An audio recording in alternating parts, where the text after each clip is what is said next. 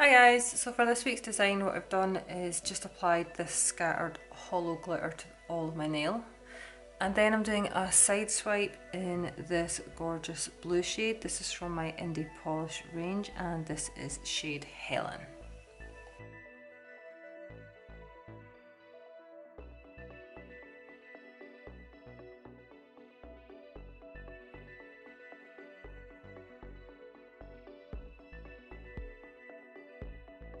Next, using a small dotting tool and white, we're going to create some daisies.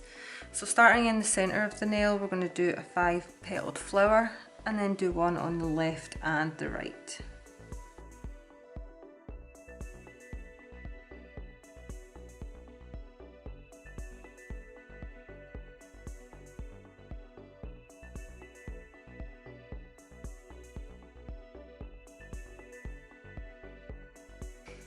Lastly, still using a small dotting tool, we're just going to place a yellow centre to the flowers.